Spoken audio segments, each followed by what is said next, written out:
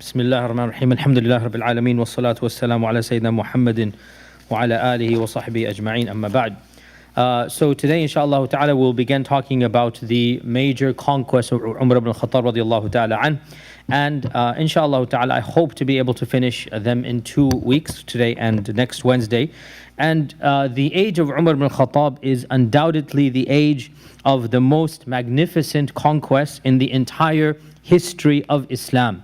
So this era is really the golden era of conquest. Not only was it grandiose and completely unexpected, it is also an unprecedented display of military conquest and of reversal in the history of humanity.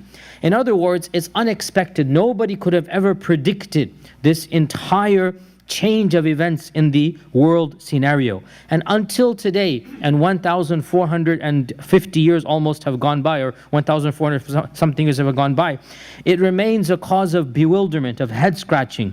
How could a group of uncivilized, uneducated, unschooled in the arts of war Bedouins come out of the desert and take on the mighty superpowers of the world and have such miraculous success?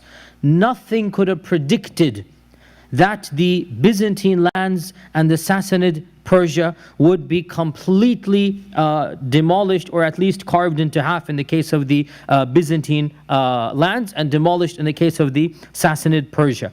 And if you look at the numbers, it is even more staggering. Realistically, the Muslims did not enter with more than 20,000 people when it comes to Asham, when it comes to all of Syria. They took on the superpower of the world with barely 20,000 people.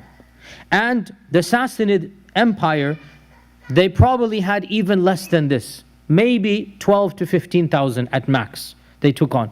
And for them to have this type of success, it truly is something that is, it is a miracle for us. For us, it is a miracle. Of course, modern historians, and we'll mention some of these things in our lecture today, modern historians, they look back and they find causes.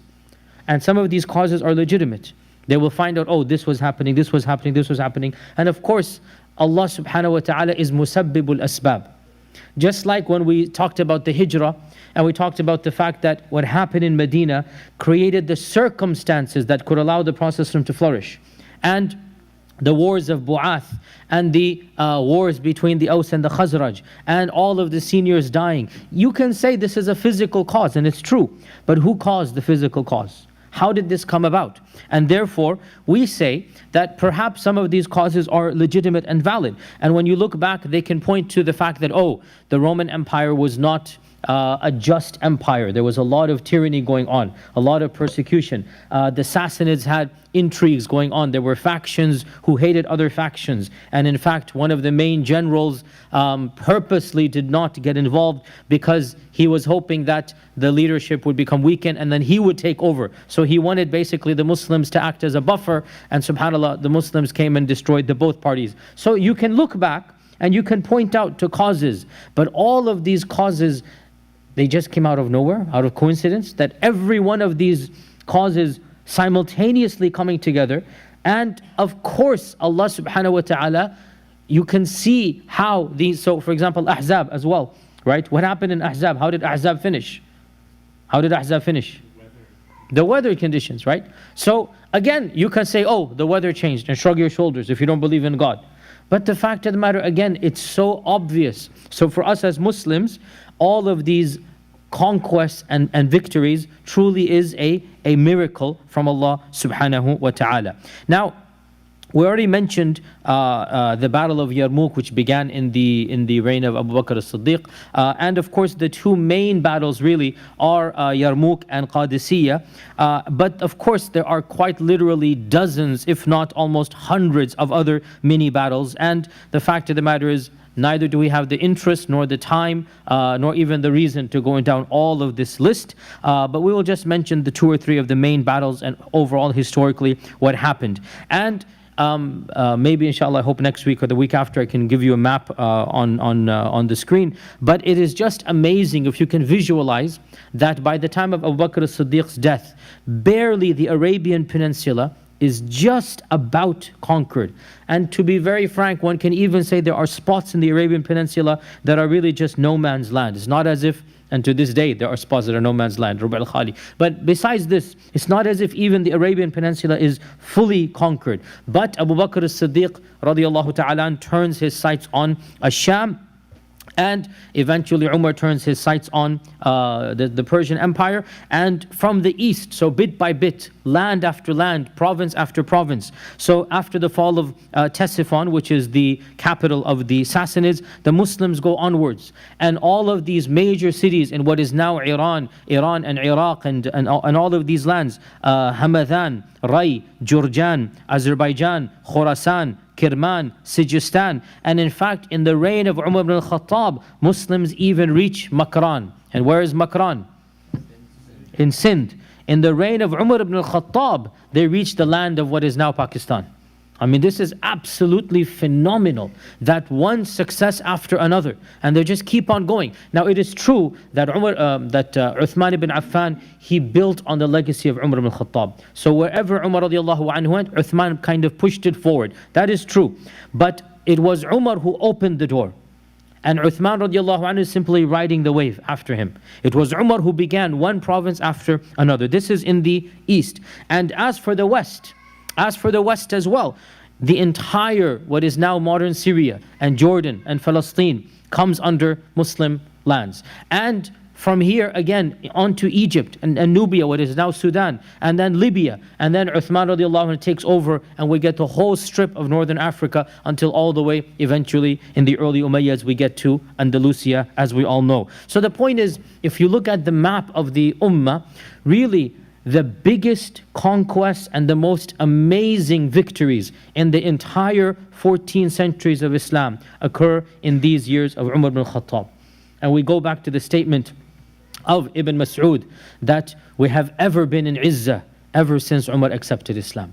We have ever been in Izzah since Umar accepted Islam. From the beginning up until the end, Umar ibn al-Khattab was the one whom, even as the Prophet predicted, he kept on pulling from the bucket, and the bucket became as if it's a big well from which the animals drink, and he kept on pulling, and I never saw anybody pulling like the pulling of Umar. These are the conquests of Umar ibn al-Khattab radiyallahu ta'ala an. Of course, this is on the political side, and it's also interesting to note that on the intellectual side of things, other things are developing as well. This is the first time that the broader world hears of the Muslims.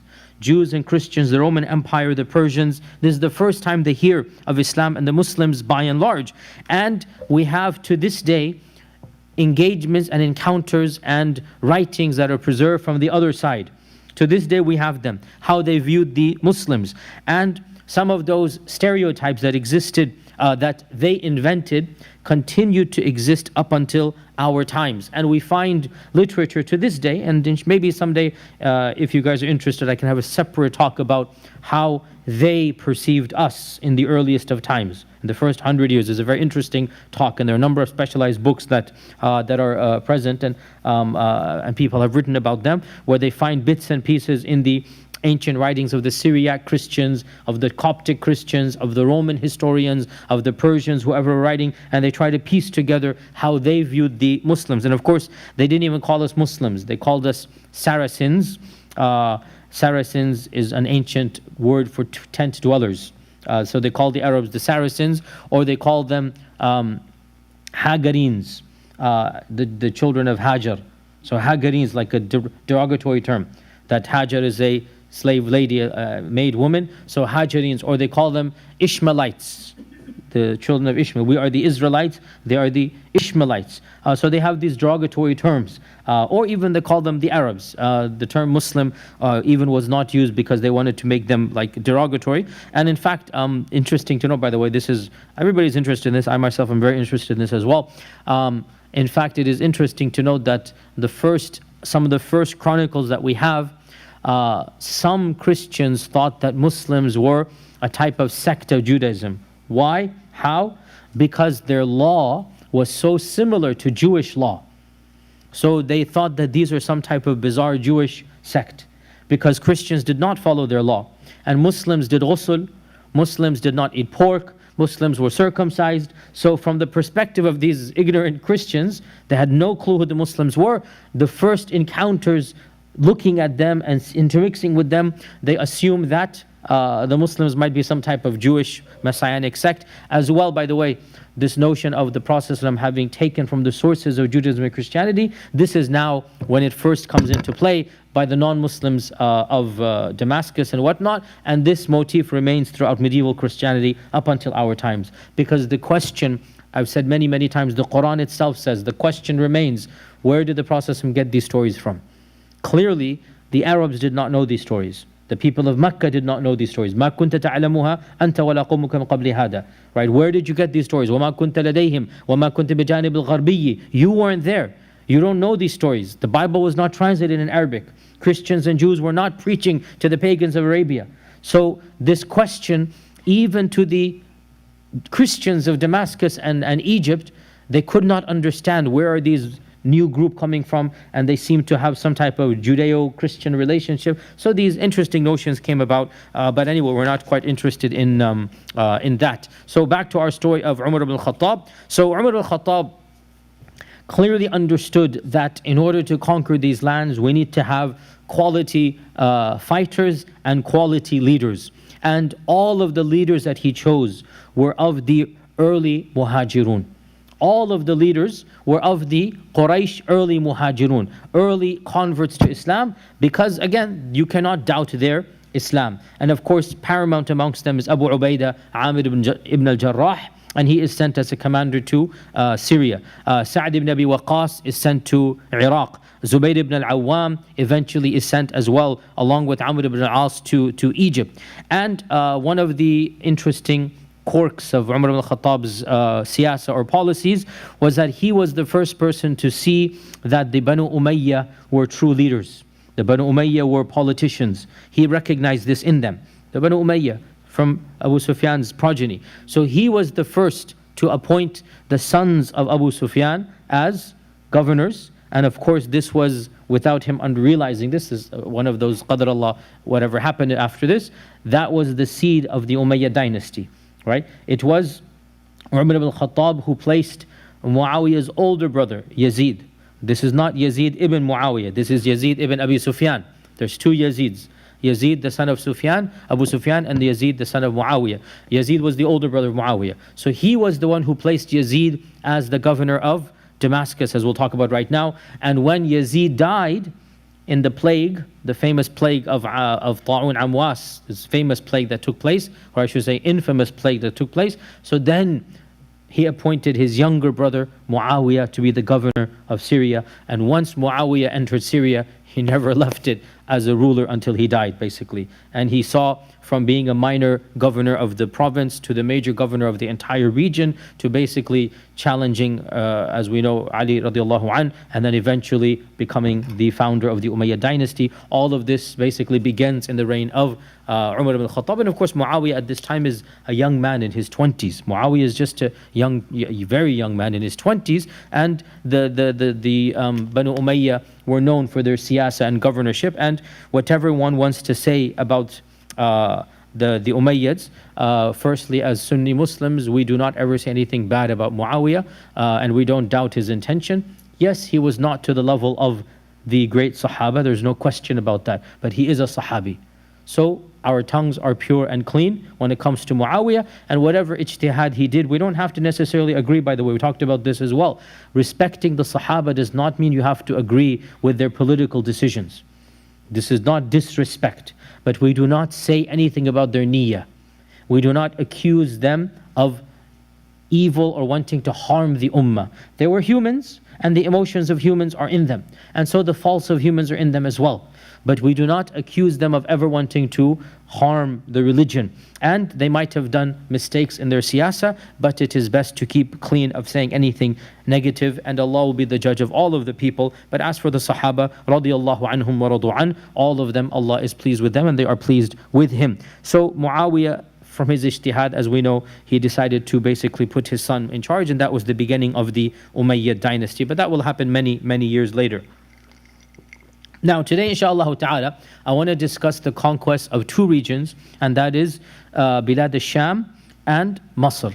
So these are the two regions we will discuss, and then inshallah next week we'll go and discuss Ctesiphon and Sassanid empires and Khurasan and all of those others. That will be next week inshallah ta'ala. So Bilad al-Sham, remind me what had happened in the time of Abu Bakr? What had happened in the time of Abu Bakr as-Siddiq?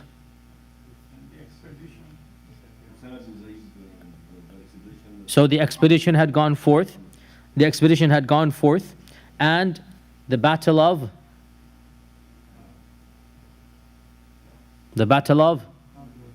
Yarmouk had begun. That's the point. That in the reign of Abu Bakr as-Siddiq, the conquest had already begun.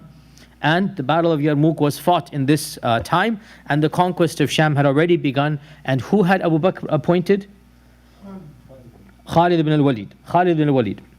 Now, the battles are ongoing in Bilad al-Sham.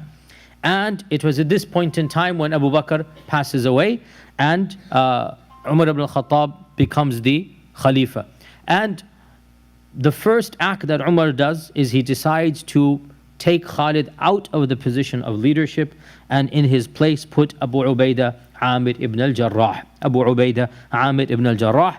And there are many theories as to why he did this. Some of them are, many of them are found in the books of classical Islam. And the one that is predominantly known to most of us is that he wanted to show that Khalid ibn Walid is not a good luck charm, that it's not necessary for Khalid to be the leader. Now this is a theory, but there are other theories as well, and there's nothing incorrect to point out that there are also narrations that clearly seem to suggest that Umar ibn al-Khattab did not agree with some of the decisions of Khalid. And he viewed Khalid as maybe being great military, but not great as a politician. And frankly, there's nothing wrong with that assessment of Umar if he wants to say that a military person is not necessarily a leader. And he felt that Abu Ubaidah would make a greater leader overall, and Khalid can be used underneath him, which is what ended up happening. So Abu Ubaidah Amir ibn Jarrah, when the message came, as we all know, I'm going to go over this quickly, he tried to stall, he felt awkward, and he didn't want to take over. But eventually the news spread, and Khalid confronted him and said, why didn't you tell me that we're supposed to swap places, basically? And so Khalid accepted the demotion like a true mu'min. And this shows us the ikhlas of Khalid. Whatever was the reason, we really don't care. Khalid ibn Walid accepted the decree of Umar al-Khattab, and he became whatever was the position and continued in that position until later on he rose again in his ranks. And Umar ibn al-Khattab told them that as soon as you get this letter of mine, march on to the city of Damascus, Damashq. March on to the city of Damascus. And Damascus, much can be said about Damascus. Damascus is one of the oldest continuously inhabited cities in the world today. It dates back to over 6,000 years. There's hardly any city in the world that is continuously been inhabited in one region like the city of Damascus. It goes back to pre-Babylonian almost times. And we have evidence, archaeological evidence of continuous human settlement there from as long back as we have human history. And Damascus was the jewel of the Byzantine Empire, and it was really the jewel of whoever was the owners of it because of so many reasons. Its strategic location, its fertile soils, its beauty, it falls straight on so many paths, the east and the west, the Silk Road as well, and the north and the south as well. There was the Rihlat al-Shita'i wal-Sayf, which basically ended at Damascus on one side and Yemen on the other side, and as well it is the Silk Road as well as going through it. So the intersection, and there are other trade routes as well. So the intersection of multiple world global trade routes is happening straight at Damascus. Damascus was the center of political, intellectual, economic capital of almost the world at that time. And Umar ibn al-Khattab wanted, of course, it for the Muslims. The Muslims surrounded the city of Damascus, and Damascus had 6 gates. And they decided that the only way to conquer the city was to lay it out in siege.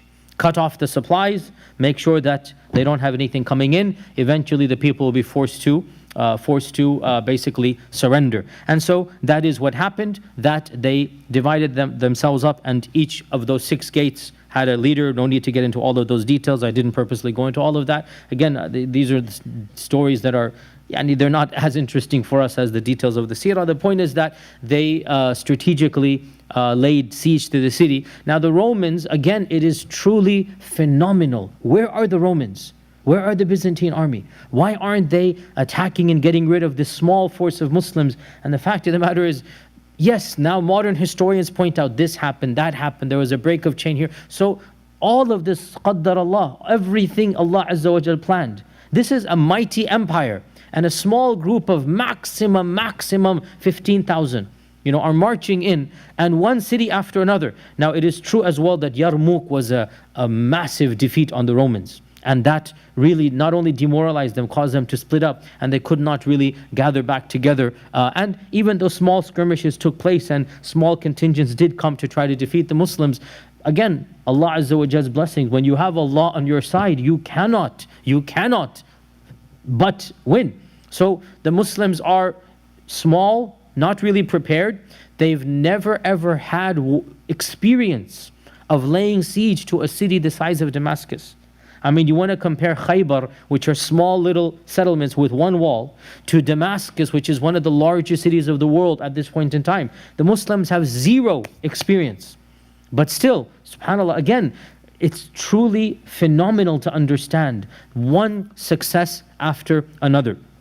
And the leader of Damascus, the governor, was the son-in-law of Heraclius. It's a family affair, always all kingdoms are family affairs, and the brother and sister and cousin, everybody gets. So the daughter of Heraclius was married to this man by the name of Thomas, and he was the governor and the warrior basically who's in charge of the city. And this man Thomas, he launched a number of attacks, and he tried his best to fight, but after a number of months, some say 4, some say 6 months, basically, how long are you going to fight? Supplies are dwindling, doesn't seem to be any reinforcements coming. Reinforcements were sent, but Abu Ubaidah and others, and Khalid and others had very intelligently basically positioned small contingents or armies on the roads as well. So as soon as they heard of a reinforcement, they would come and attack that, because the city is under siege, nothing can happen now. So they would then send the troops to have a fight, then come back. So throughout all of these months, the morale of the people of Damascus, the Damascenes as they're called, is going down and down until finally Thomas decides to basically call it quits, and a surrender is negotiated. Now, there has been always a controversy since the beginning of time. Was Damascus conquered or did it surrender? And that is because apparently simultaneously, while these negotiations were going on, Khalid in fact did manage to scale the walls from one side and then launch an attack. And so it is said that the forces of Abu Ubaidah, who had negotiated a treaty, and Khalid, who had attacked the city, they actually met together in the center of the city. And there was a dispute, was this a conquered city or was it a surrendered city? And laws of fiqh changed beyond the scope of our class. But when a city is conquered, there are different fiqh rulings. When the city surrenders, there's different fiqh rulings. But by and large, the Muslims then agreed, whatever actually happened, we will consider Damascus to have surrendered. And one of the perks of the surrendered city is that a surrendered city has more rights than a conquered city. Think about it. Think about it. If you surrender, even in the court of law, if you're accused of a crime, if you say, I'm guilty, automatically your sentence goes down. Whereas if you fight it and then you're declared guilty, then what? Your sentence goes up. This is like human nature, and Islamic Sharia is no different. That when the city agrees to surrender, they actually have some privileges and ranks, and you can put some conditions in. And so the Muslims decided, whatever happened, we'll consider Damascus to be a surrender. And so Damascus came into Muslim hands in the year 14 AH. Now, we'll talk about this more next week, but note here, Umar had a policy that the conquered people should be left separate from the Muslims. The Muslims should not live in the cities of the conquered people. This was his policy. And wherever the Muslims went and conquered, they always built their own Muslim mini cities outside of the conquered cities. And he did this for many reasons. Of them is that he didn't want the Muslims to feel that now this is their land and they can stop conquering other lands. They should always feel they're on the get-go. And of them, he wanted the Muslim to retain their purity of faith, not to be corrupted by others. And perhaps one could also say, and again, we don't know why all of these things happen, but perhaps one could also say that it is even better for the people who are conquered that they don't feel the presence of the conqueror amongst them all the time. They actually feel free. Now imagine if you see your conquerors walking in and out, they might actually psychologically not be good. So maybe it's better even to leave them alone. So wherever the Muslims went, they built mini cities outside of the conquered cities. And ironically, understandably, those mini cities expanded until the conquered cities were forgotten and the mini cities became the actual cities. And much of the Muslim land today is built on those cities. Kufa was one of those garrison fortresses.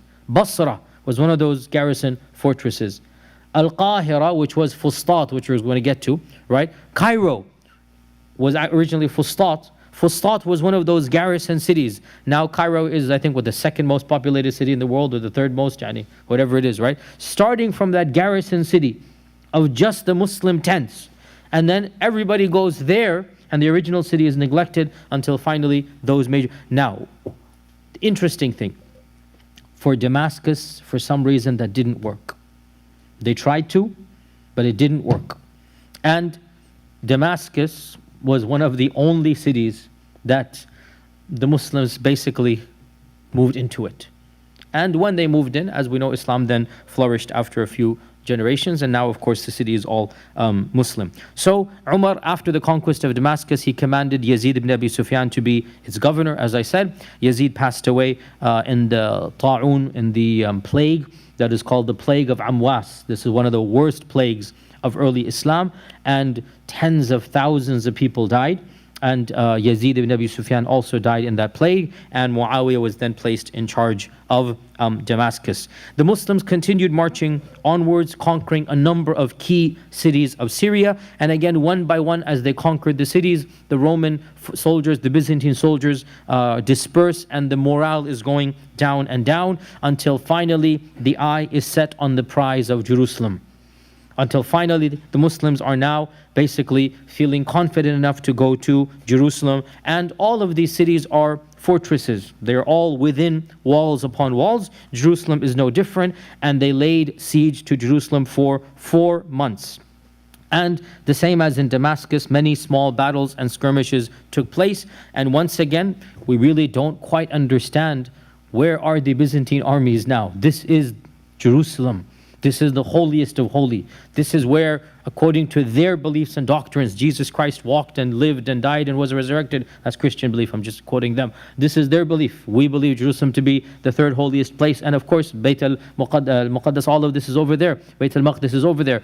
Nonetheless, again, modern historians have their theories. This happened, this happened, this happened. And maybe that's true. A lot of these things are true. But in the end of the day, we say, Allah, the Musabbibul Asbab, simply caused all of these factors, and no major Roman artillery contingent, cavalry is coming forth, and the Muslims are simply allowed to remain in Jerusalem under siege, keeping the city under siege for weeks and weeks and weeks. And finally, the Bishop of Jerusalem, just like Thomas of Damascus, the Bishop of Jerusalem, his name was Sophronios basically agreed to surrender, but with the condition that the Khalifa himself come to receive the keys of the city. The Khalifa come to receive the keys of the city, meaning Umar ibn al-Khattab has to come, and only then will I surrender. So Khalid ibn Walid wrote a letter back to Umar, and he said, after 4.5 months, they're willing to surrender,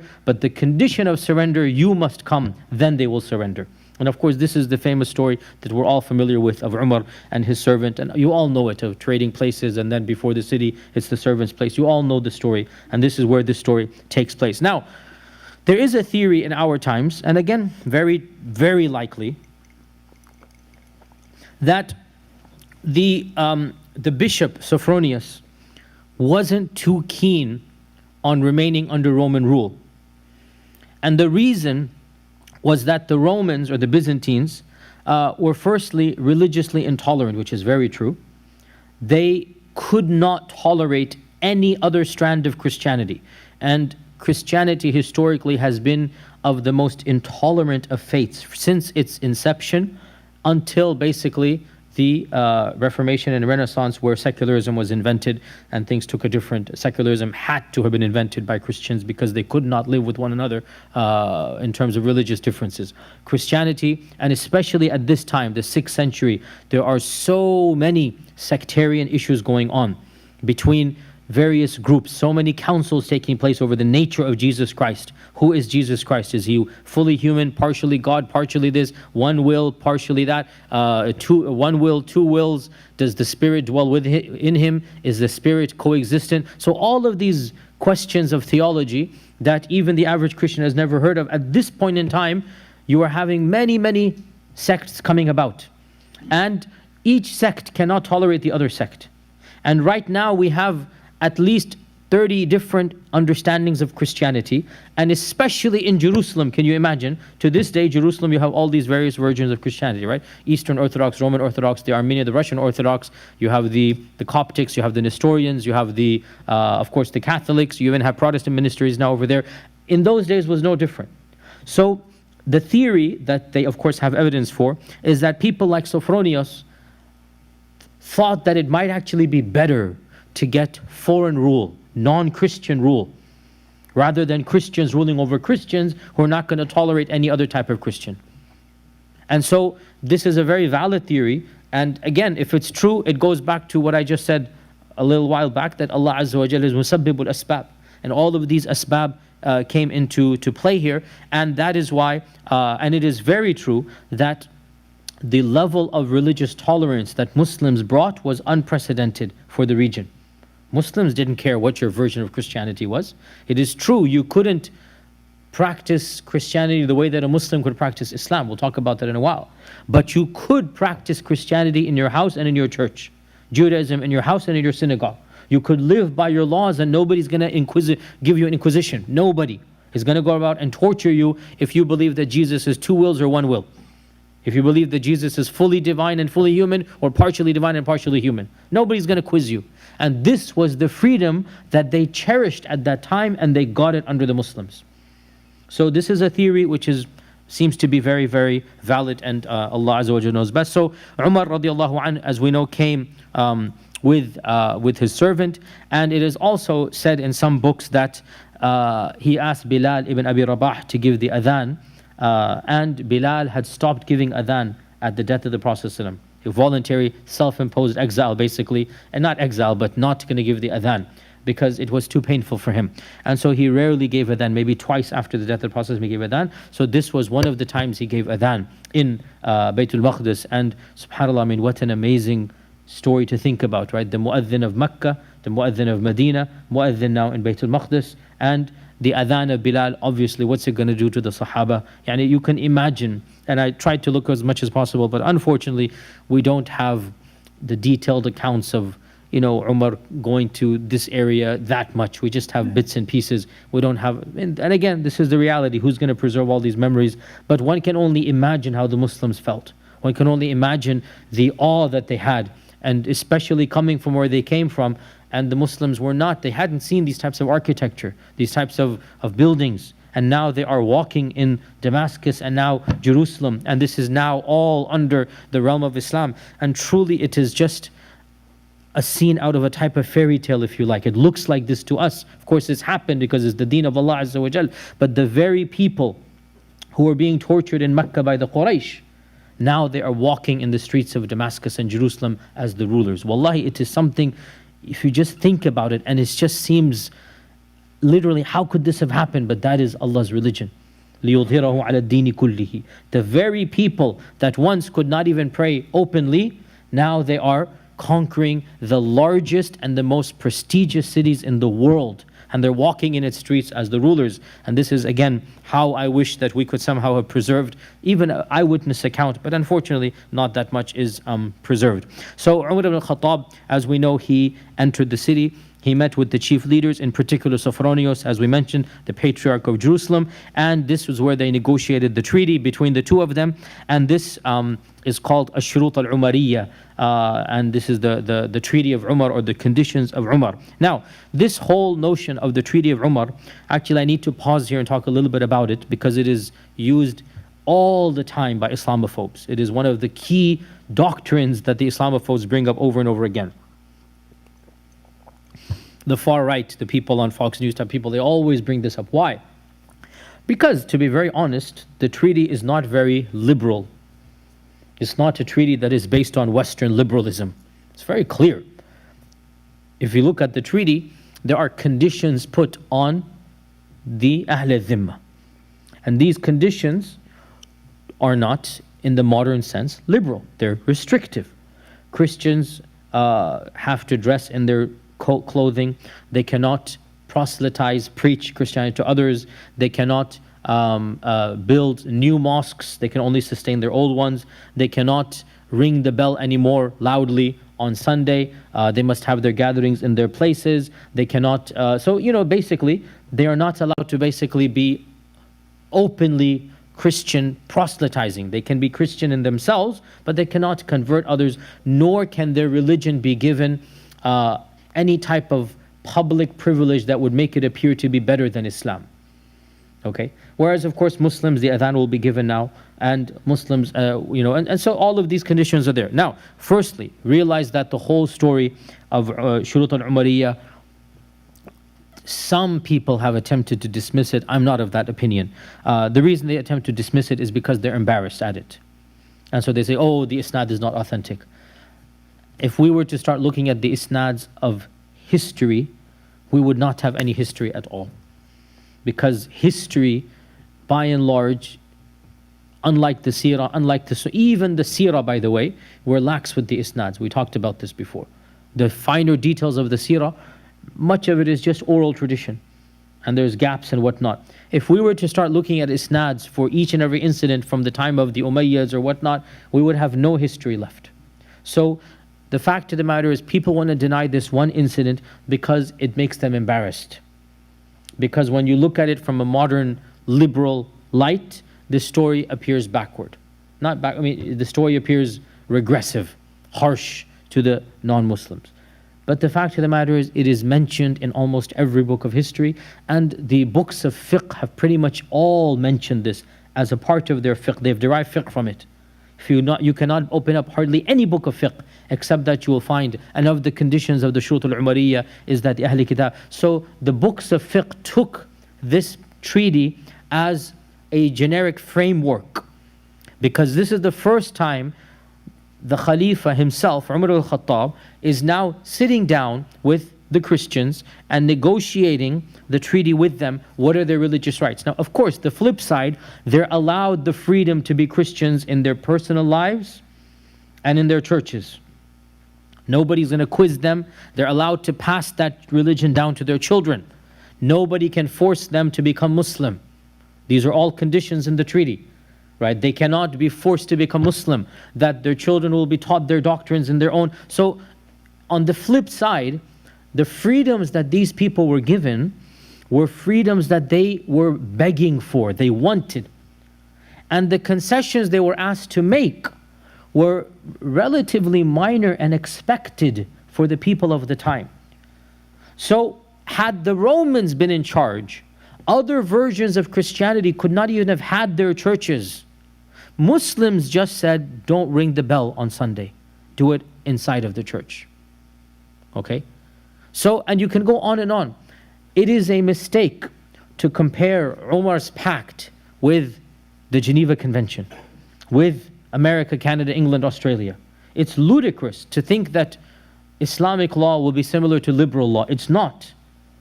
And people who fall into this trap, you're never going to get out of it. And as you know me by now, I'm not an apologist. The truth is the truth. Islam is not liberalism. Liberalism is its own philosophy. Liberalism is its own philosophy, and it has its own roots, and that's a separate topic. To assume that Islam and liberalism have to be the same is nonsensical. Islam is its own, it has its own paradigm, it has its own usul, it has its own reasons. And of the basic premises of Islam is that Islam is true. Of the basic premises of liberalism is that religion is a private area, don't bring it into the public. Of the basic premises of Islam, if Islam is true, then no other philosophy has the right to be preached in public. If Islam is true, then the Muslims should have the dominance. Just like in the nation state, people of the nation state have more rights than people who are not of the nation state. And nobody bats an eyelid at that. Okay? I was born in America.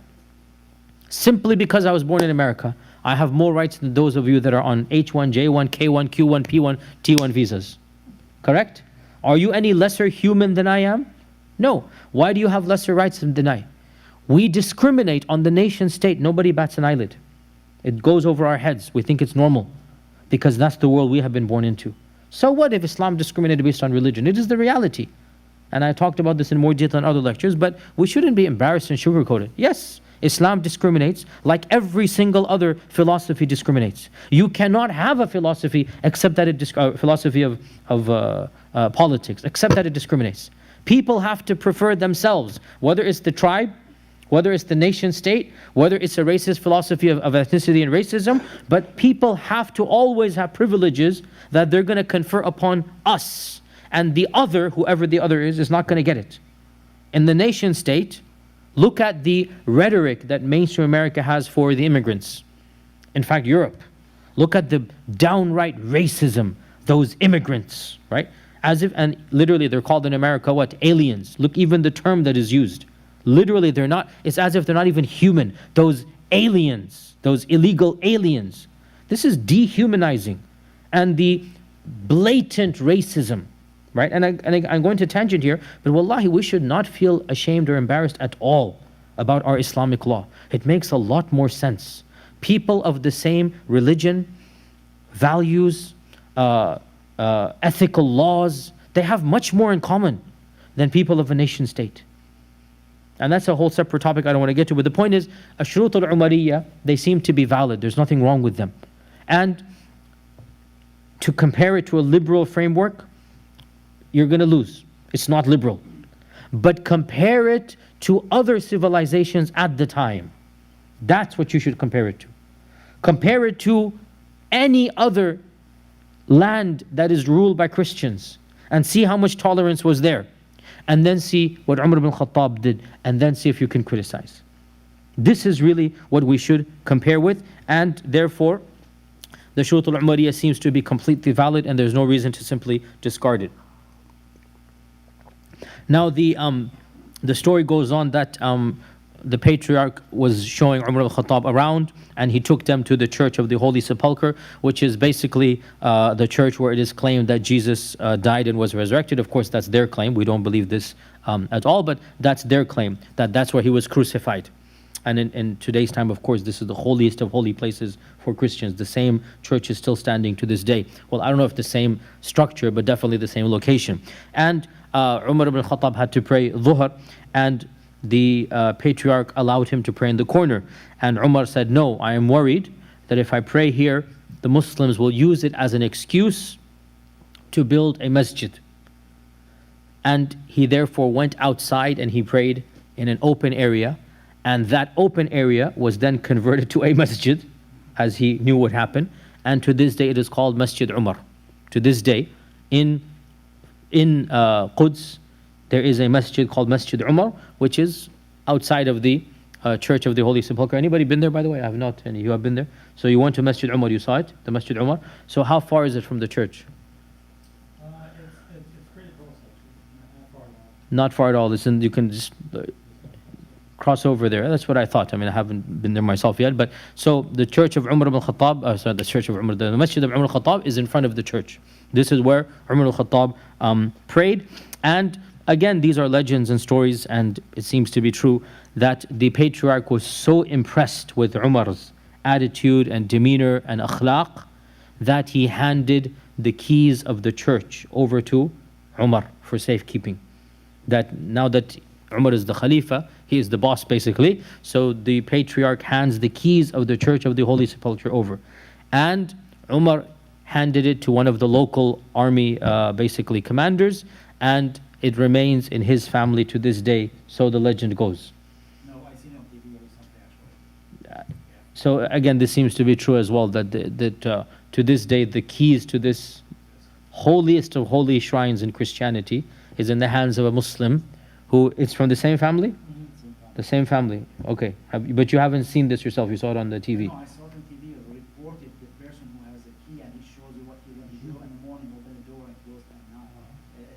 It's still active till now. Okay, I would personally, I believe you've seen this. I would love to somehow, if one of us can go meet this family, right?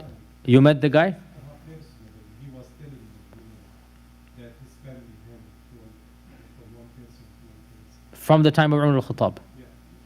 MashaAllah. Okay, so this is what I wanted to hear, like the eyewitness verification. Okay. وَشَهِدَ شَاهِدْ مِنْ أَهْلِهَا, huh? We have an isnad now directly. Okay, so again, it's very interesting, mashallah, that we have the keys of the holiest church in Christianity still in the hands of a Muslim whom Umar ibn al-Khattab handed it to after so many years. And by the way, there's also a quirk here that the Christians like it this way. Why? They have 4 different denominations and they all fight. Because the Christian denominations are fighting with one another. And there's tensions, and even there's small areas, each one is assigned, this is the Greek Orthodox, this is the Russian guys, these are Armenians guys, these are the Catholics and whatnot. So who amongst them would have the key? So it would cause civil war. So to give it to a third party, the Muslims, solves the problem for the Christians. And it is, again, قدر الله, يعني Allah Azza wa Jal decreed this, and it is for everybody's advantage to this day. So the conquest of Jerusalem took place in Rabi' al-Awwal in the 16th year of the Hijrah. It was only a year and a half after this where the Ta'un Amwas, which is the plague, broke out, and over 20,000 Muslims died in Sham. And the plague really also reached Medina and other areas, but the worst was Sham. That was where it broke out, in Sham. And some very famous Sahaba died, such as Abu Ubaidah himself. He passed away in the 18th year. We're still going to get back to him, one or two things other. But in the 18th year Hijrah, he passes away. Mu'adh ibn Jabal, this is the young, he was still young now. He passes away because of the ta'un, because of the plague. Shurahbil ibn Hassan, one of the main leaders as well. Al-Fadl ibn Abbas, the older brother of Abdullah ibn Abbas. Al-Fadl is the oldest brother. And Al-Fadl passes away. Yazid, of course, we already mentioned, he passes away. The son of Abu Sufyan. And 20,000 of the Muslims, they die in this tragedy, which was the plague. And of course, everybody's dying. It's not just the Muslims at this time. In any case, so back to our story. Umar is in Jerusalem. And when he is in Jerusalem, when he's in Bilad al-Sham, Amr ibn al-aas asks permission from Umar to invade Egypt. Amr ibn al-As and asked permission to invade Egypt, and it looks like Umar wasn't that eager. He was happy to have now come to Palestine, concentrating now on the Sassanids, the Persians, but Amr insisted. He said, this is the right time, the Romans are weakened, they're already debilitated, now is the time to attack. So Umar was coaxed into allowing him 4,000 men to go. Nonetheless, when Amr made his way to Egypt, Umar changed his mind. And Umar sent him a letter that if you haven't entered Egypt yet, come back immediately. We need you basically for the Persian, for Sassanids. We need you for those guys, okay? It is said, again, all of these are theories, we will never know, that when the messenger came to Amr ibn al-As, he had a hunch that this would be the message to go back. So he told the messenger, okay, I'll open it in a while. Let's go on till tomorrow, I'll open it. And the next day, he opened it after having entered Egypt. And the letter says that if you get this before entering Egypt, which was the whole point, then you have to come back. And he got it after entering Egypt. So he said, oh well, tough luck. We can't listen to him now because the letter doesn't apply. Okay, so he was very technical because that wasn't the purpose of that clause. The point was that, as soon as you get this, come back. But Yani, qaddarallah. And of course, our Egyptian brothers are happy and jumping for joy, alhamdulillah, that he did not. He did, and we are all happy for you, alhamdulillah, that Umar ibn al-As continued going. Now, of course, Egypt, I mean, subhanAllah, what is Egypt? Egypt is the land of the most ancient, one of the greatest civilizations, and Christianity had flourished in Egypt. In fact, it is true to say that Egypt was the intellectual capital of Christianity, that most Christian patriarchs or fathers of the church are coming from Egypt, that the quantity of theologians that Egypt is producing is unparalleled, and especially Iskandariya, Alexandria, especially Alexandria. And of course, Alexandria has perhaps the largest library in the world at this time. It is the center of intellectual learning at this time, and the Byzantine Empire was very proud of its control over Egypt. But of course, as usual, there were tensions. Now, Heraclius had handed over the governorship of Egypt to one of his bishops, Cyrus of Phasis. Cyrus of Phasis. The Egyptians called him Cyrus Picokissos. Cyrus Picokissos, because Cyrus was from the Caucasus region. The Caucasus region is a place basically in Russia where the Caucasians come from. Okay? The term Caucasian goes back to this region, the Caucasus. Okay? So the Caucasians, in Arabic we call it the Caucasus, right? This is Caucasus. So this Cyrus guy was from Caucasus. In Arabic, Caucasus, in English, the Caucasus. So they called him Cyrus Picokissos, sorry. And most likely, it is this Picokissos that the Arabs heard and took and wrote down as Muqawqis. Muqawqis. Okay? Most likely. And many months ago, when I was on this point in the Seerah, I said Muqawqis is a title given to the ruler of Egypt. Actually, this is what is mentioned in many history books, but it appears to be not correct. Muqawqis is the Picokissos Arabicized, and is therefore one man. It is not the title of the ruler. It's not like Najashi, which is a title. It's not like the Caesar, the Qaisar, Kisra. This is the name of one man, Muqawqis. Who is Muqawqis, by the way? Everybody should know Muqawqis. Who is Muqawqis? What gift? Maria al-Qibtiyya and Duldul and Sirin and other cloth and whatnot, and he responded with honor and respect. This is that Cyrus. He's still in charge. This is the same guy, Muqawqis. He's still in charge. So this guy Muqawqis actually was a fanatic Christian, a zealot, a religious zealot. And he was himself a theologian who had derived a new aqidah, a new interpretation. All of this is happening in the 6th century about various minutiae, like details about the nature of Jesus Christ. And to be honest, I don't even fully understand it, nor am I that interested myself in these things, what are all these intra-Christian disputes. But the point is that Muqawqis was sympathetic to basically Diophysite Christianity, which is Melkite, which is proto-Catholic Christianity. The Catholic faith was called the Melkite faith. From the Melkites you get the Catholics, and you get the Russian Orthodox and the Greek Orthodox and the Armenians. They all break away. These are the Melkites, and the Melkites are Diophysites. Okay, and the opposite of Diophysites is what? Diophysites. What's the opposite? Very good. Mono, not Euro, not Europhysites. Monophysites, mono. Okay, monophysites. Very good. Monophysites, and monophysites are the Coptics, right? And I think, if I'm not mistaken, I'm not sure if Nestorians are monophysites, but definitely the Coptics are monophysites. Okay, so the Coptics are, of course, the ancient Christians of Egypt. Muqawqis is sent by Heraclius. He is not Egyptian.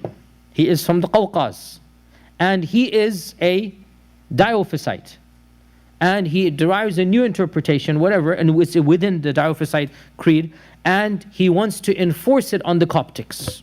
He's a fanatic, and he wants all of Egypt that is Coptic to convert to Melkite, or what is called Melkite Christianity, which is proto-Catholic Christianity. It's not quite yet Catholic, because Catholic is going to develop in another 300, 400 years. This is proto-Catholic Christianity. And so there's no doubt that the people therefore hated Byzantine rule, and they didn't want these people in charge. And again, all of this, later historians are now coming and saying, oh, this is why the Muslims could conquer. Okay, maybe. But again, how could it be facilitated at this point in time? Allah Azza wa Jal did it. Okay, one of the main reasons the people of Egypt did not want Byzantine rule, and this is true. They hated the Byzantines. Why did they hate the Byzantines? Anybody who tries to take your religion away, you're going to hate him. This is human nature. And Muqawqis was that type of person. Now, another quirk here, Muqawqis wasn't a pure Melkite. Muqawqis was not a pure Melkite. He's kind of a mubtadi' now. Okay? And he has tensions with the Patriarch of Rome, because he has his own aqidah. And he's tyrannical. So he as well wants to break away from the Byzantines for his own selfish reasons. You guys following, right? All of these are factors that, wallahi, we look back. If you're a kafir, you're an atheist, you're a secular guy, you'll say, oh, look at this. But if you're a believer in Allah Azza wa Jalla, as we are, you will say, it's so obvious. Wherever you look, there are all these reasons coming together. And these reasons are not just coincidence. This is Allah's qadr, that all of these interesting factors come together. Otherwise, how can 4,000 people conquer the land of the great pharaohs? Think about it. How can it be? But again, قَدَّرَ اللَّهُ مَا شَاءَ فَعَلَ. Literally 4,000 people entered Egypt, and the entire civilization. It is one of the most amazing conquests of early Islam. Hardly any bloodshed, unlike even in Damascus and of course the Persians' bloody, messy battle. Egypt was one of the easiest conquests. It's almost as if they're walking in and conquering one city after another. So Amr enters Egypt in 18 AH, and begins conquering the smaller towns of the Nile, one after the other, before he moves on to the big fortress city on the coast of the Nile that they called Babylon, after the original Babylon. This is not that Babylon. That Babylon is not in Muslim rule. This is their Babylon that they named after the ancient Babylon. And just so that you understand, the modern city of Cairo, which is based on the Islamic city of Fustat, was based on the Egyptian city of Babylon.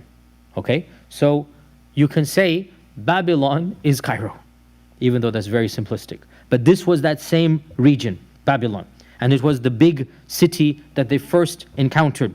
And so Amr moved on to the city of Babylon, and he laid siege to it, and they could not win. It was simply too much now. Now they're getting to basically the garrison fortresses. So he wrote to Umar ibn al-Khattab that, look, I mean, your letter came to me. I was too late. I was already in the city, in the land, and now I'm surrounding Babylon, and I need more men. And so Umar ibn al-Khattab basically agreed to divert some of the men from other places and send them to Egypt. And 4,000, another 4,000 came, until finally he had around 10 to 12,000 men.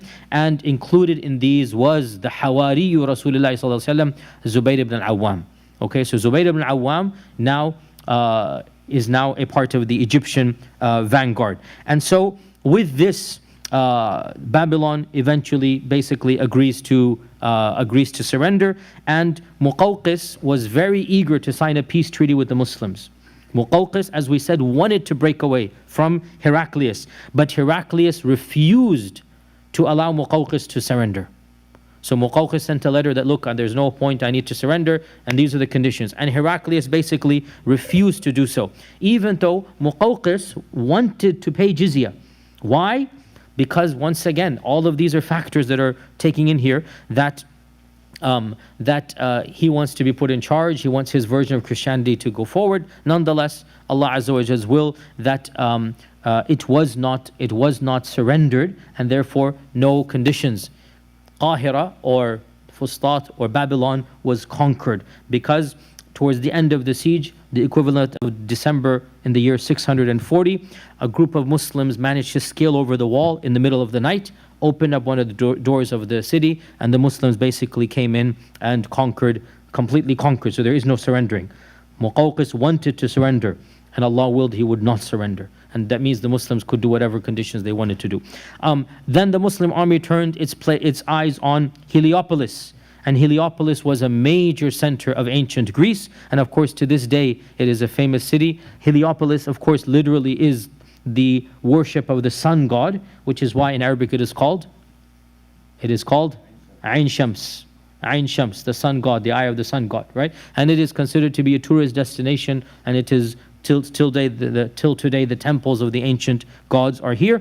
And they conquered Ain Shams, they conquered Heliopolis, and one by one, we're not going to call all of this, one by one they're conquering all of these Egyptian cities until finally the biggest and the most important city of that entire region, in fact of all of Africa, is now in front of them, and that is Alexandria. Alexandria, of course, is named after Alexander the Great. He's the one who founded the city 600 years ago. 600 years ago from this point in time. Alexandria is also a very ancient city. And Alexandria was considered to be of the wonders of the ancient world because in Alexandria was the famous lighthouse. You know, there are 7 wonders of the ancient world. One of them was in Alexandria. There was a lighthouse that was considered to be a miracle for its time. And so Alexandria has the largest library. It has the most number of ulama of Christianity, theologians of Christianity, and it is one of the most heavily fortified cities in the world. Because the Romans, before them the Greeks, after them the Byzantines. There were 3 civilizations, the Greeks, then the Romans and the Byzantines. All of them are building their fortresses and walls around it. And Alexandria, one side of it faces the sea, which means it has direct access to Rome, to Constantinople. Not Rome, really Constantinople right now. And so Alexandria was a huge challenge to the Muslims. And the Byzantine leadership fully understood the dangers of Alexandria falling into Muslim hands. And so all forces converged on Byzantine, on the Alexandrian basically way to try to stop the Muslims from even getting to Alexandria. And in fact, a journey that would have lasted 2 days took the Muslims more than 10 or 12 days to do, because every single, bit by bit, every single half a day or whatnot, they would encounter another troop or another cavalry that had come to attack them. And so that small journey of a day and a half took them almost 5 times that amount to finally get to Alexandria. And finally, Alexandria was surrounded. And they surrounded the city in the year 641 CE. And this city, they could not crack it at all for the longest time. Why? Because plenty of water, direct access to the ocean. So while they're being in siege, supplies are coming in from the Romans, from the Byzantines. Because the Muslims didn't have a naval force at this time. They're not stopping the ships from coming in. And the fortress walls are fortified for over 500 years. There's multiple layers outside Alexandria, not even one layer. You have the Greek and the Romans, the Byzantine.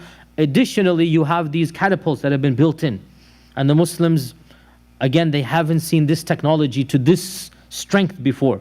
And the casualties that the Muslims suffered for the next 6 months was in the hundreds, if not thousands. The catapults kept on bombarding the Muslims, and they really did not know what to do. But the Muslims did not give up. And weeks turned into months. Months were almost going to turn into the year, 6 or 7 months basically. But eventually Heraclius himself said, Heraclius the emperor, he said, I will come myself at the head of a naval force and defend Alexandria. This was a huge change of winds. When the emperor is going to come at the head of a naval force and army, and he's going to rescue Alexandria against Umar ibn al-As, what are you going to do? The weapon of dua. What else are you going to do? And subhanallah, again, one of those, again, how do you explain these things? He is on the shore of Alexandria, Constantinople, and he is taking care of basically getting ready of the naval force, and he dies. The emperor dies before ever stepping on the ship. How do you explain these things? Again, for our perspective, all of this is just one by one by one. And of course, what's going to happen when the emperor dies? What's going to happen? Chaos, complete chaos. The whole plan of taking it completely stops, right? The entire naval fleet that had been planned ceases because now other issues happen. And by the way, another point here, of course there's internal intrigues, civil war, nephews and other people want to become emperor. You all know Rome and Constantine. I mean, these are not, there's lots of intrigues going on. So when the emperor is dead, who's going to send an army outside? The army simply does not go. And the whole population of Alexandria, from being optimistic to being saved, realized there is no help coming for many months. The siege is wearing them down. And so finally, they simply agree to surrender. They agree to surrender. So Alexandria then indeed does surrender, and Amr ibn al-As comes in as a conqueror, a conqueror to the surrendered city. He didn't fight the people. It is a surrendered city. And it is true, though, that the next year, when the new emperor came to power, he launched a powerful offensive. He kicked Amr out. The Muslims had to evacuate, but only for less than a year. Then they went back in and they reconquered Alexandria, and Alexandria has then remained in Muslim hands up until our times, even though it was threatened twice. It was threatened twice severely. The first time it was threatened in the Crusades, and there was some battles. Because again, Alexandria is a naval city. It's a city where you have access, the fleet has access. And then it was threatened by Napoleon Bonaparte in 1780, 182, where Napoleon conquered Alexandria. Napoleon conquered all of Egypt in 2 weeks, and then he abandoned it in one night when he couldn't know how to deal with the people and whatnot. He simply left it after a while, but he conquered it through Alexandria. In any case, one of the famous non-Muslim historians of Muslim civilization, is a very famous guy, Hugh Kennedy, has many books about conquest and history. Hugh Kennedy writes in his book, The Great Arab Conquests, that even more striking, talking about the conquest of Egypt, is the verdict of John of, I don't know how he pronounces, Nikiu. I don't know how he pronounces. John of Nikiu was one of the chroniclers of the ancient world. John of Nikiu was no admirer of Muslim government and was fierce in his denunciation. But he says of Amr ibn al-As, so this is a chronicler of the Byzantine Empire, writing about Amr ibn al-As. So Hugh Kennedy is translating for us. I can't go back to the original. So Hugh Kennedy was a very famous historian, still alive as far as I know. He's written many books. His most famous book is about Andalus, by the way. It's online. Sorry, it's on Amazon. He's written very good books about Andalus especially, but also about the Arab conquest. So he says, this chronicler writes, so he's quoting somebody 1,300 years ago, about Amr ibn al-As. He extracted the taxes that had been determined upon, but he took none of the property of the churches. He committed no acts of spoliation or plunder, and he preserved his conditions throughout all of his days. So Amr took from us what he had said he would take, and he didn't take anything more. And he allowed our churches, he allowed us to be who we are, and he did not spoil. Spoil means to obviously conquer and to take. He did not harm anybody. He fulfilled his part of the bargain. Even though this chronicler hated the Muslims, but still he had to admit that Amr was a fair ruler. And Hugh Kennedy, who is an expert of Islamic civilization and history, he writes, so I quote from his book, of all the early Muslim conquests, that of Egypt was the swiftest and most complete. Within a space of 2 years, the country had come completely under Arab rule. Even more remarkably, it has remained under Muslim rule ever since. Seldom in history, in human history, can so massive a political change have happened so swiftly and been so long-lasting. Egypt's culture, religion, ethnicity, language literally changed overnight. And it still remains to this day. What does every Egyptian, even Egyptian Copts, what do they speak? They speak Arabic. How did this happen? From a civilization that was in one way, literally in less than 2 years, the Muslims came in, and subhanallah, this great and ancient civilization remains in the heritage of Islam. And Amr, I know people are coming, inshallah, just 5 minutes, I'm done. I don't want to go back to Egypt next week, so I want to finish up. Amr wanted to make Alexandria his capital. Who would not? He wanted to make Alexandria the capital of Egypt. But Umar objected with a very valid reason. Who can guess the objection of Umar? A valid reason.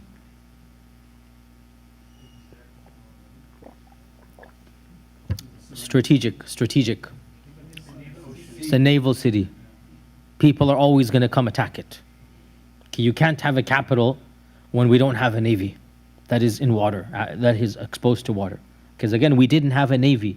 We had some ships. Those ships got to Sindh and Makran. We didn't have a full-fledged navy. Uthman was the first to begin the navy. It was then the Umayyads that actually then had a full-fledged navy. Okay? We didn't have a navy now. So Umar ibn al-Khattab, and it truly is amazing. You look at these leadership qualities, where are they coming from? How can somebody who's never ever been in a ship, never ruled a metropolis, never seen the sea, never done so, how can Umar ibn al-Khattab be negotiating from Medina? And he's telling and I skipped over a lot of stuff, even in the siege of Damascus, he is telling the Abu Ubaidah, go do this, make sure you go to Hims, do that. Yani in one siege, and Umar is saying, keep some people there, take another there, take another there. And one wonders, no maps, what education, where, yani if this isn't a genius that comes from up above, you cannot be taught this type of stuff, right? So even now, Alexandria, no, because that city is not safe. So go find another place. And so Amr decided to go back to the second largest city, and that is Babylon. And an incident is mentioned here, again in the books of history, that when he was first in Babylon, when he conquered Babylon, when they were packing up the tents, legend has it that on his tent, a pigeon had settled and made a nest with eggs on it. So he said, let the tent be, don't leave my tent there. And so when Umar said no to Alexandria, he took that as a sign that that's where I need to build the capital. So he went back to that place, and those tents were basically called Fustat. And so he called the city Fustat. And that place where the tent was, eventually he built it into a masjid. And to this day, Masjid Amr ibn al-Aas is one of the most ancient masjids in the world. And it is in the same, of course not the same building, but the same place to this day in Egypt. And this shows you, where was Fustat? Masjid Amr ibn al-Aas is in Cairo. Cairo is now so big, Dunya swallows the whole dunya up, right? It swallows everything around it. So Fustat was built outside of Babylon. Fustat grows, and Babylon basically is swallowed by it. The Fatimids come, and the Fatimids want to build their own magnificent city. So they build a city outside of Fustat, and they call it the conquering city, Al-Qahira. Al-Qahira, the conquering city. And they build their Al-Qahira outside of Fustat. And then Al-Qahira grows, until Al-Qahira swallows Fustat and Babylon, and it then becomes, is it the second largest city in the world or what, you know? The third? MashaAllah. So Al-Qahira basically then takes over, but it is Al-Qahira, Fustat. All of this goes back to basically this city. A famous story happens here that Ibn Kathir mentions, that when Egypt was conquered, the Egyptians came to Amr ibn al-As and said that this Nile of ours always blocks at one time of the year, and we have to always do a festival in order to cause it to flow. He said, what is that festival? They said, on the 12th night of this particular month, we always take a virgin girl, we choose this girl from her family, and we pay the family, make them happy and whatnot, and we sacrifice this girl by throwing her into the river to get the Nile to flow. We dress her up and we give her fine jewelry, and then we throw her into the Nile, and then the Nile comes to us. So Amr said, this is something that cannot happen in Islam. Islam cannot allow this. So, according to legend, and all of this is legend, at the end of the day there are no isnads. This is found in the ancient books. The Nile did not flow that year. So Amr wrote a letter to Umar ibn al-Khattab, saying, what do we do now? Gave the whole story to him. So Umar replied back that, I will write a letter to the Nile. You throw this letter in the Nile instead. So Umar wrote this letter. And it is mentioned, Ibn Kathir has this, and Akhbar al-Faki, I forgot, the ancient books, what is it called? Futuh al-Buldan. All of these books, they mention this, al-Baladhuri and Futuh al-Buldan, which is one of the most classical books. Ibn Kathir is very late. Ibn Kathir is 770 Hijrah. We have the ancient books of history, al-Tabari, all of these, they preserve these legends and stories. So Umar wrote a letter. This is the letter, translated. From the slave of Allah, Umar, Amir al-Mu'mineen, to the Nile that is found in the land of Egypt. So from Umar to the Nile. Okay? Amma ba'd. If you only flow based on your own initiative, then do not flow, for we have no need of you. But if you only flow on the command of Allah, al-Wahid al-Qahhar, and He is the one who causes you to flow, then we ask Allah Ta'ala that you shall flow. This is the letter. So, Umar ibn al-As read this letter out to the people, threw it into the Nile, and it is said that the next day, the Nile tripled in size. And from that time on, no more virgin girls. Now, some of our scholars have again criticized the story. Again, the isnad comes up, and they criticize it because it sounds superstitious. Okay? Quite the contrary. I don't at all think it sounds superstitious. They say, how could Umar write to the Nile? And honestly, one wonders, with my utmost respect to these critics, do you really think Umar is writing to the Nile? What's the purpose of the letter? The people of Egypt. I mean, it just surprises me that you have these hardcore ulama that just don't understand. They're so narrow-minded in these things, you know. They're not understanding. So how can Umar write to the Nile? This is kufr and what? Subhanallah, you really think Umar is writing a letter to the Nile, that the Nile is going to listen to him? This is a letter for the people, that, oh people, and it's read to the people. Oh people, the Nile is under the command of Allah. Make dua to Allah. And this is Umar's tawakkul. This is Umar's yaqeen and iman, that his tawheed, that the people will see that the Nile is not a god. Because again, the Egyptians, they had this notion, like the Indians have the Ganges River, the Egyptians had the Nile, that the Nile is some type of demigod or something. So Umar wanted to prove to them tawheed. And this was the point of the letter. And two final points, inshallah, we're done. It is also mentioned that Umar had an idea, and he wrote to Umar ibn al-Khattab asking permission to do this idea. He said, why don't we connect what is now called the Mediterranean Sea with the Red Sea? Because this will give us direct access, and supplies and whatnot can come. But Umar felt that this would give the Byzantine Empire direct access to Mecca. Think about it, right? And so he vetoed the idea. Of course, the idea remained in the minds of the people for 1,500 years, and it was only in the 20s and 30s, when the Suez Canal was finally built. This is the idea of Amr ibn al-As. Why don't we dig a canal from the Mediterranean to the Red Sea? Connect the Mediterranean to the Red Sea. This will save us so much time and money. And it was a good idea, but Umar also had a good reason to say no, and that is that the Muslim Ummah was not ready to have that direct linkage from the Byzantine Empire to the Roman Empire. So Egypt therefore came under Muslim control basically in the 18th year of the Hijrah, 18 to 19, and then 20th it was finished. 2 years. By the 20th of Hijrah, the entire land of Egypt, and as well Nubia, which is now Sudan, as well portions of Libya, they began to be conquered. Now, it is interesting to note that Egypt, with my utmost respect to my Egyptian brothers and sisters, did not play a major role in the early part of Islam at all. It was relatively insignificant. It was just a province of the provinces. And it was not any type of center of activity.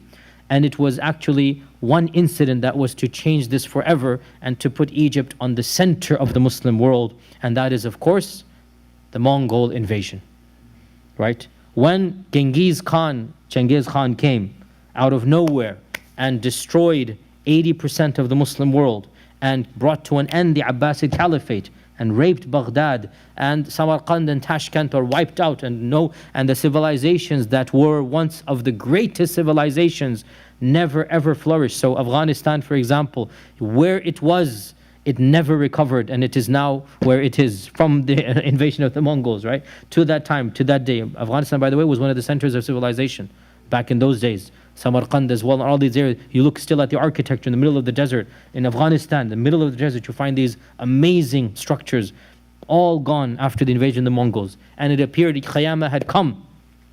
One small, minuscule dynasty stood up and fought against the Mongols, and for the first time in human history, won. And that is Al-Zahir Baybaras from the Mamluks. And the Mamluks were a small dynasty in Egypt, insignificant. They would have been a footnote of one of the footnotes of a book of history. They were completely insignificant in the grand scale of things. But that is Allah's will. تُعِزُّ مَن تَشَاءُ وَتُذِلُّ مَن تَشَاءُ. And He took this small dynasty of the Mamluks, and it became the center stage of the Ummah. And ever since that year of 1261, the Battle of Ain Jalut, the Battle of Goliath, the Well of Goliath, right? The Battle of the Well of Goliath, Ain Jalut. Ever since that time, Egypt has remained a center of intellectual and political activity of the Muslim Ummah for 1,000 years. For the first few hundred years, Egypt did not have that time. In fact, if anything, it was associated with the Fatimids. Right? If anything, it was not the source of pride because of the Fatimids. People were scared and they hated the Fatimids. But subhanAllah, qaddarallah, Egypt became the capital of even the modern world as well, because of Muhammad Ali and whatnot, and al-Basha and all of this. And to this day, if there is any intellectual and political and basically a civilizational capital of the Arab world, really it is to this day Egypt. And that is why our own president, when he wanted to show that he's making a gesture to the Arab world when he got elected, where did he go speak? In Egypt. In Egypt, that's the whole notion being. The final point, inshallah ta'ala, I know a lot has been done, but I don't know, I'll come back to Egypt next week. So when the Muslims conquered Egypt, Egypt was basically 100% Coptic Christian by and large, because Byzantine Christianity was something else, Melkites. So Egypt was 100% Christians. The Muslims come in, they have less than 10,000 people. You can say 0.001% are now Muslim. Okay? Now, fast forward 14 centuries, and Egypt is roughly 90% Muslim and 10% still Coptic. Okay? And Egypt, because it was a civilization, because records, because it was all, you have plenty of raw data that can be used and has been used, and research has been done to demonstrate and prove that there was never any one era where they just converted all of them. Rather, it was a very, very slow, organic process.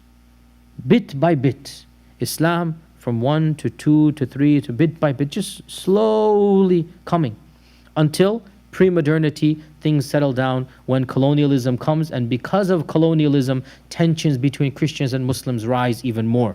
Because before colonialists came, that type of tension was not there. Tensions between Jews and Muslims as well, because of Zionism and colonialism. Otherwise, that tension did not exist. So why do I say this? We have evidence to demonstrate Muslims never forced their religion onto others. And one of the main purposes of conquering a civilization are now made clear. Why did Islam go and conquer other civilizations? Exactly because of Egypt. You are not going to convert to a faith that is exotic and far away and foreign.